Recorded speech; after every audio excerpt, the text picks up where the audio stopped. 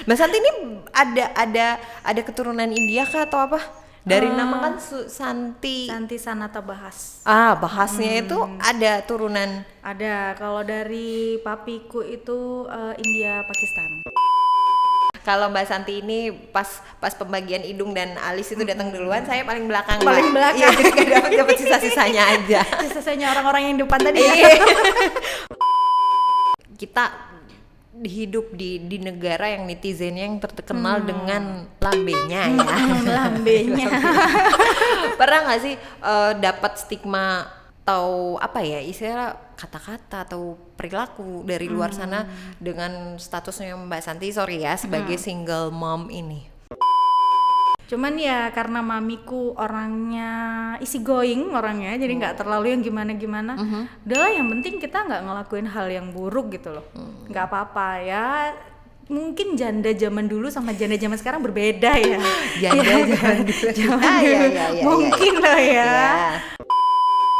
Nggak tahu ya, mungkin dia udah nggak tahu kalau dia tahu kalau papi udah nggak ada. Justru yang dia bingungkan adalah itu kan ada foto nih, foto dia waktu masih bayi kan aku pangku gitu kan Mbak. Yang dia bingung kan nih bayi siapa? Yang dia bingung kan malah ini bayi ini siapa? Dirinya sendiri. Ini bayi siapa? Baby. Di mana baby ini? Ini babynya kamu udah gede.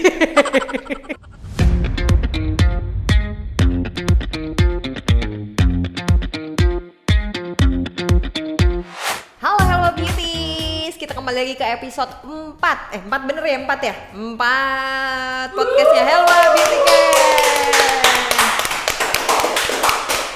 Lihat apa Pak? Lihat apa? Oh, enggak ada gini-gini.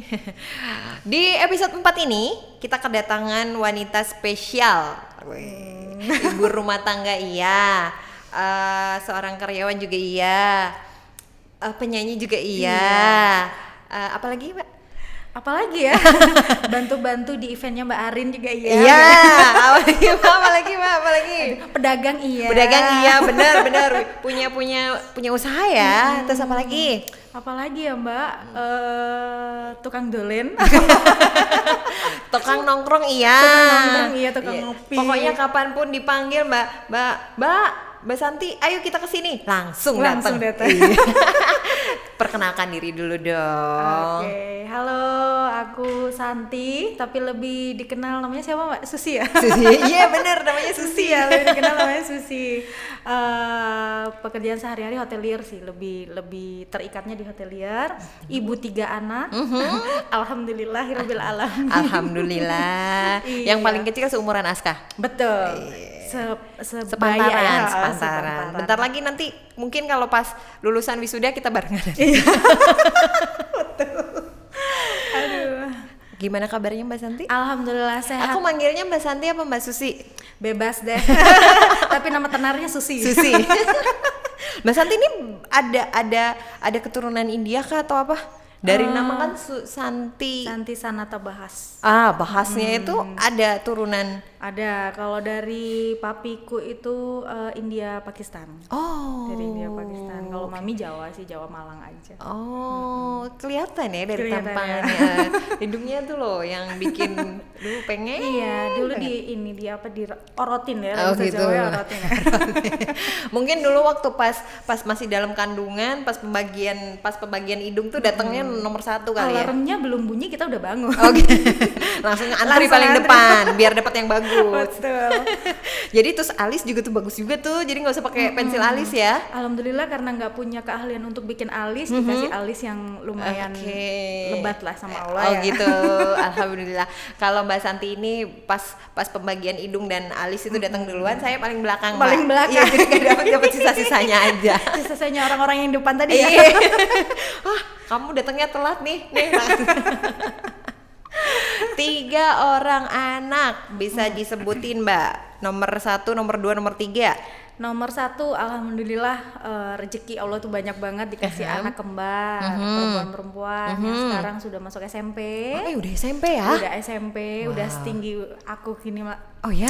Udah seaku gini lah pokoknya. Udah jadi bestie pokoknya. Kita kalau kemarin kan aku 1 minggu di Jogja Solo Semarang beli daster 3 doang. So, gitu.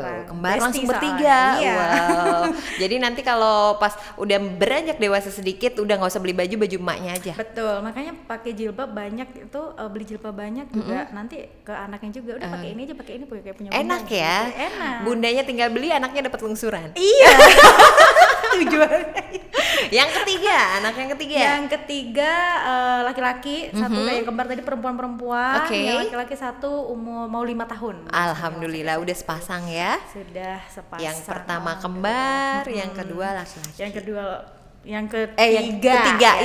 hitungannya ketiga apa kedua ya? Jadi tetap ketiga dong. Karena Tetap yang ketiga. pertama Iya dua. bener. Berdua. 1, 2, ketiga laki-laki. Begitu. Rasanya jadi single mom tuh kayak apa sih? Rasanya nano-nano ya pasti ya Mbak ya, luar biasa sekali. Tapi mungkin sebagian orang itu berat pasti berat. Pasti itu berat. Tapi alhamdulillah support system di lingkunganku, dari keluargaku sendiri, dari keluarga intiku, dari keluarga almarhum, keluarga mertua. Dari teman-temanku yang support, alhamdulillah teman-temanku tuh banyak banget. Jadi mereka yang sampai bilang jangan takut kesepian, kita pasti ada di di lingkunganmu gitu loh. Pokoknya kalau kamu butuh support kita ada gitu. Jadi yang namanya awalnya berat, bayangannya berat, aduh gimana kalau begini alhamdulillah bisa dijalanin sebentar sedikit alhamdulillah jadi ringan lah karena gitu. Banyak yang support gitu. Ini ya dukungan lingkungan sekitar. Betul, itu lingkungan sekitar. Itu kenapa kalau Mbak Santi ayo kita nongkrong langsung berangkat Karena itu tadi support sistemnya ya kita bakalan tahu lah Mbak siapa yang ada di sebelah kita di saat kita terpuruk lah ya, benar. siapa yang di lingkungan sekitar ya yang paling mudah diingat di saat kondisi kita seperti itu.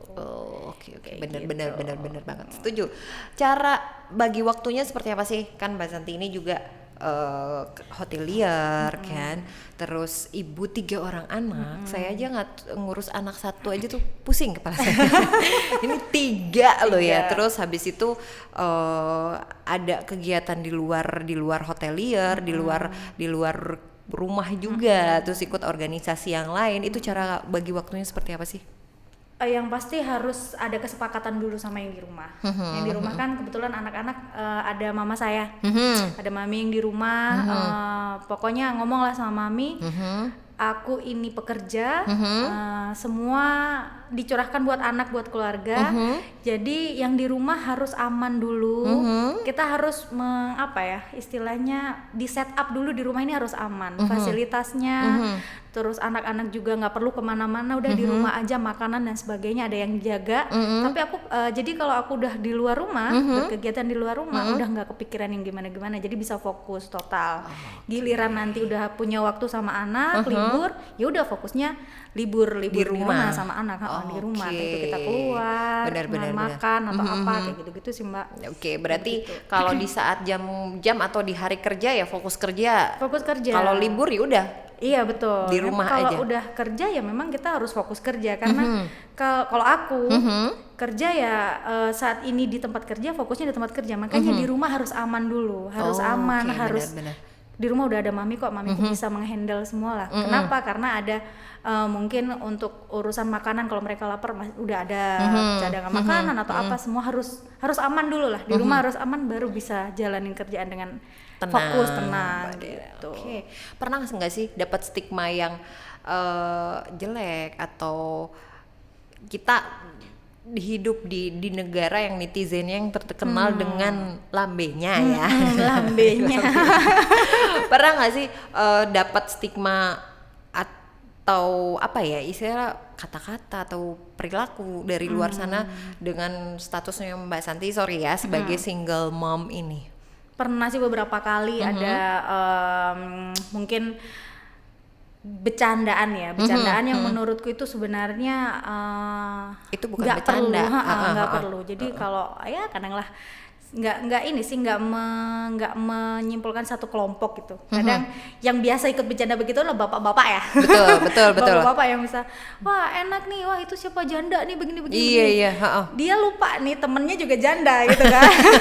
Temennya yang di sini yang dia ngegeng bareng, mungkin kita lagi ngopi bareng tapi mereka bercanda tentang janda. Ini temennya juga janda gitu loh, mereka lupa. Gitu. Ya paling aku ngomong nggak ada salahnya sih kalau untuk menjadi janda, nggak ada salahnya. Kita juga nggak pernah meminta itu. Betul. Yang pasti kita bisa bawa diri, terus habis gitu jelas lah. Alhamdulillah lingkungan di Malang ini teman-temanku banyak banget, jadi ya udah tahu lah ya Mbak, maksudnya udah tahu siapa sih Santi, paling ya penyanyi, ya kan? Penyanyi, datalan hotel, seperti itu aja. Paling di lingkungan teman-temannya mamiku yang harus kita edukasi lah. Kerjanya hotel seperti apa, nyanyi juga seperti apa kan. Iya kan berat banget itu. Pasti banget kan. Cuman ya karena mamiku orangnya easy going orangnya, jadi nggak terlalu yang gimana-gimana. Udahlah, yang penting kita nggak ngelakuin hal yang buruk gitu loh. Nggak apa-apa ya. Mungkin janda zaman dulu sama janda zaman sekarang berbeda ya. Janda zaman dulu. Mungkin lah ya. Mungkin sebagian orang dulu, waduh agak berat, sekarang perempuan lebih struggle, lebih bisa melakukan apa-apa sendiri. Jadi kayak untuk untuk menyandang status janda itu tidak seperti zaman dahulu sepertinya. Oh gitu ya. Berarti zaman sekarang sudah mulai bisa terbuka lah ya. Lebih terbuka kalau sekarang. Nggak seperti zaman dahulu yang istilahnya tuh yang sudah menggandeng status janda. Kan udah yang itu dia. Iya. Ini bahan gosip kita. Jangan deket-deket, jadi kayak sesuatu yang membahayakan gitu kalau janda itu. Tapi sekarang kayaknya sudah nggak seperti itu sih sepertinya. Sudah siapkah untuk menjalin hubungan baru? Gimana? Kalau aku pribadi untuk menjalankan suatu wow, pertanyaannya dalam sekali ya. Setiap kali ditanya seperti itu aku selalu jawab wow. Oke, berarti sama kayak ibu-ibu kalau ditanya siap punya anak kedua. Siap punya anak kedua. Curhat saya malah. Udah siap adeknya, Aska punya adek. Wow. Aduh, kalau itu saya nggak tahu ya Mbak. Kalau secara kasat mata sekarang nih, sebagian laki-laki yang mendekat itu masih maunya di layer terdepan ini saya ya. Layer terdepan adalah aku ya. Oke. Di aku gitu. Belum tentu bisa mau ke layer selanjutnya sampai bisa menerima satu gerbongku di belakang ini. Gitu. Kalau memang istilahnya sama Allah masih dikasih kesempatan atau dikasih hadiah pasangan hidup, ya berarti ya nanti datang sendirilah, biarin. Kalau sekarang belum sampai kepikiran ke situ. Karena bayanganku adalah laki-laki yang mendekat masih maunya di layer terdepan, belum tentu ke belakang. Oke. Ada trauma nggak sih? Maksudnya, aduh aku masih takut nanti aja, gitu kan? Kalau aku pribadi sekarang yang berat itu bukan di trauma yang untuk diri pribadi ya, lebih ke anak-anak sih. Lebih memikirkan anak-anak. Karena anak-anakku yang cewek-cewek ini begitu mengagumkan bapaknya gitu. Oh ya. Wow. Jadi sosoknya bapaknya itu yang ya irreplaceable lah. Kayaknya nggak tergantikan. Tidak tergantikan. Kalaupun memang ada orang yang baru, mungkin bukan untuk menggantikan tapi untuk menjadi sosok baru yang datang untuk apa ya? Mengisi kekosongan lah. Tapi bukan untuk menggantikan yang lama. Gitu. Berarti masih papa masih nomor satu. Anakku yang perempuan dua-duanya itu. Oh ya. Wow. Jadi belum. Jadi kalau sama mamiku kan selalu dibecandain. Jadi kalau bunda menikah lagi gimana? Aku nggak mau bunda itu ngelupain papi. Gitu. Wow. Marah mereka yang menolak. Luar biasa. Keren. Kalau tadi kan sudah sempat diomongin sama Mbak Santi kan kalau pernah sudah ada di titik terendah Itu pada saat ditinggalkah atau setelah beberapa lama ditinggal akhirnya Terendah. titik terendah Ya waktu ditinggal itu sebenarnya Mbak. saat itu juga Karena kan perginya juga istilahnya kalau Mendadak. bahasa Jawa itu ditilap ya. ditilap. Ditilapin ya. Perasaan-perasaan setelah ditinggal itu pasti ada perasaan kayak seandainya aku waktu itu begini, seandainya aku waktu begini mungkin aku bisa nolong, gitu tuh banyak gitu. Jadi kejadian-kejadian yang bisa siapa tahu bisa aku kerjakan waktu itu untuk menolong beliau, mungkin akan aku lakukan gitu. Tapi kan ternyata waktu berkata lain ya nggak bisa. Betul. Setelah kehilangan beliau 8 bulan aku insomnia Mbak. Oh ya, Jam tidur tuh selalu jam 3 pagi. selama 8 bulan itu. 8 bulanan. Wow. Mana aku kan kerja masih di Trawas kan dulu kan, masih PP Malang Trawas gitu kan. Jadi jam 3 pagi baru tidur, jam setengah 6 jam 5 itu bangun, siap-siap bantuin mamiku buat prepare anak-anak sekolah. Jam 7 berangkat ke Trawas kerja. Setiap hari seperti itu. Sampai kerjaan apa nih yang belum aku kerjain gitu. Pengen cepet, pengen badan ini capek biar nyampe rumah itu bisa tidur. Diusir lah sama teman-teman di kantor. Bu, pulang, udah jam berapa ini? Bu kok selalu sampai jam 11 malam masih di kantor? Iya nih biar selesai dulu supaya tenaga terforsir gitu kan. Nyampe rumah bisa langsung tidur. Karena kalau udah mau masuk ke perumahanku itu melihat rumah itu udah kayak ngelihat almarhum gitu loh. Ya nggak sih? Masih Jadi kebayang. itu itu sampai 8 bulanan lah. 8 bulanan itu tidur jam 3 terus. Wow. Jam 3 pagi terus. Jadi kayak kalau kata temanku yang psikolog ya, bilangnya kamu tuh kayak ada trauma tidur gitu. Soalnya ngerasa terlewatkan sesuatu saat kamu tidur. Ditilap itu tadi. Itulah. Jadi kayak nggak capek-capek badan itu Mbak waktu itu. Tapi kondisi kesehatan Nggak apa-apa. 8 bulan 8 bulan nggak apa-apa. tidur jam 3, bangun jam 6, jam 7 berangkat lagi ke Trawas, besok terus. kayak gitu. Gitu terus tiap hari. Akhirnya bisa bangkit lagi, berjalan normal lagi itu seperti apa?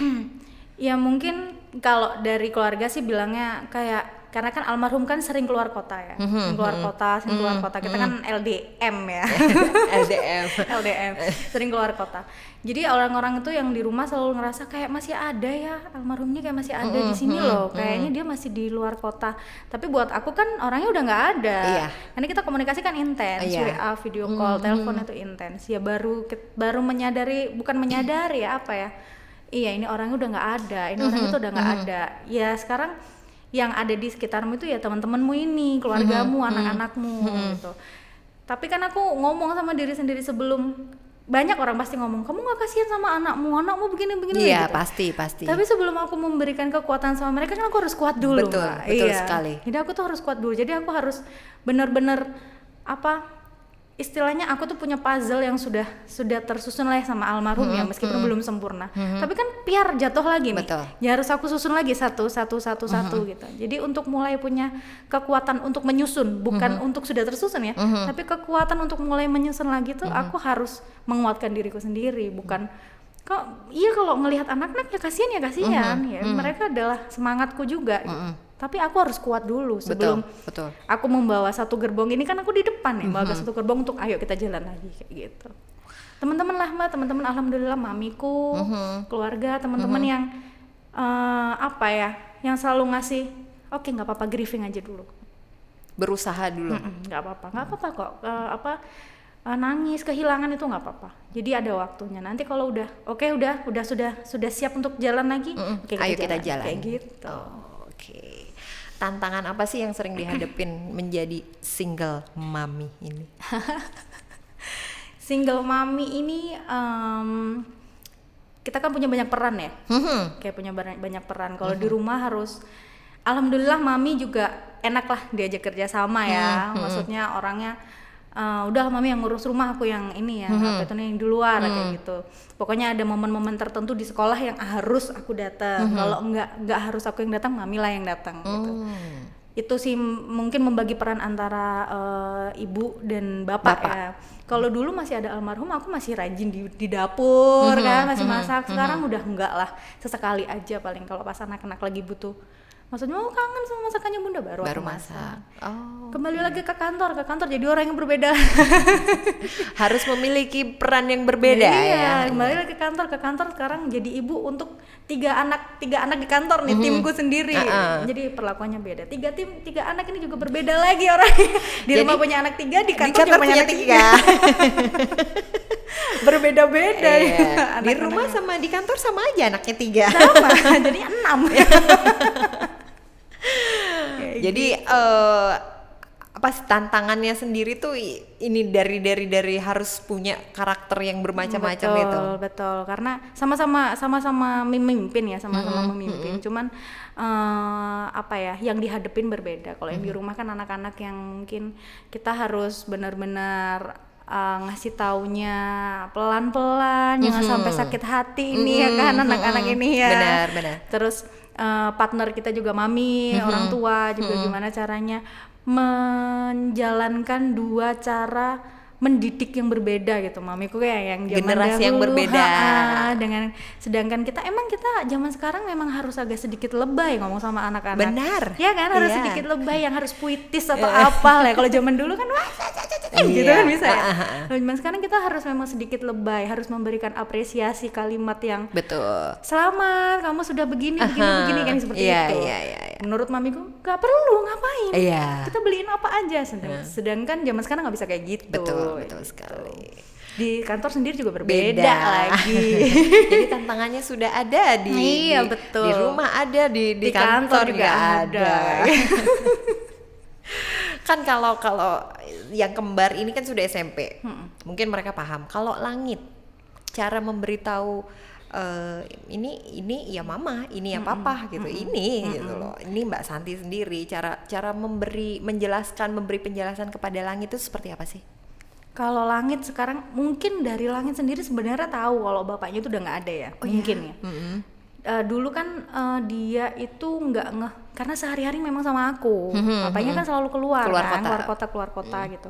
Tapi sekarang setelah dia sudah lancar ngomong, karena aku kasih tahu di foto, ini siapa, ini bunda, ini papi. Dia selalu bilang ini papi, tahu kan ini papi. Dia tahu ini papi, tapi dia nggak tahu ya, mungkin dia udah nggak tahu kalau dia tahu kalau papi udah nggak ada.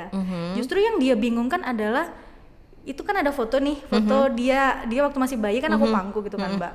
Yang dia bingungkan nih bayi siapa? Yang dia bingungkan malah ini bayi ini siapa? Dirinya sendiri. Ini bayi siapa? Baby. Di mana baby ini? Ini babynya kamu udah gede. Dia bingung sama dirinya sendiri. Duh, Langit kamu lucu banget sih. Aduh, dia nggak nyariin papi, nyariin ini baby kemana? Pengalian isu nampaknya. Sepertinya ini pengalian isu. Aduh. Mbak Santi, sependapat nggak sih anak adalah hal yang paling berharga di mata orang tua? Sependapat banget. Aku itu kalau ada beberapa teman yang dulu juga sama-sama kerja di Trawas ya. Rumahnya juga di Malang. Dia lebih memilih mungkin lebih harus ngekos atau harus apa.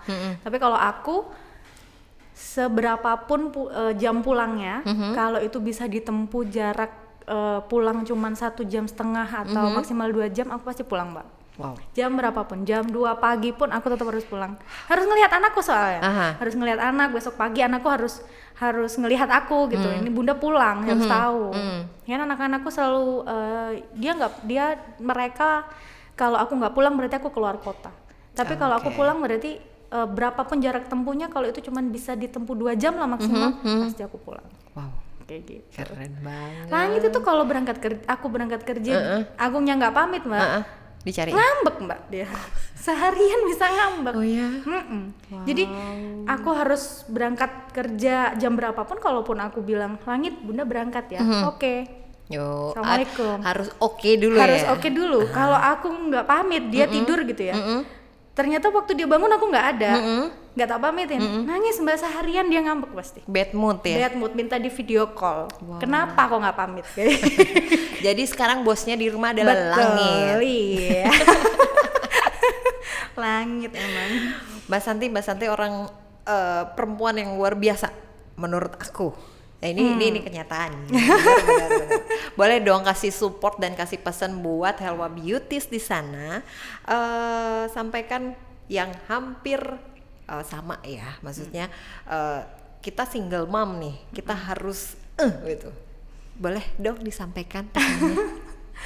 Kadang itu kita nggak pernah tahu sesuatu itu diberikan ke kita itu bahwa ke kita itu sama Allah ya, Allah ngasih sesuatu ke kita tuh sebenarnya itu memang pantas kita terima gitu. Jadi kejadian demi kejadian di hidupku, kadang aku ngerasa kok aku dapet cobaan hidup seperti ini, kenapa? Banyak orang bilang karena kamu kuat. Aku sendiri aja meragukan kekuatanku kok.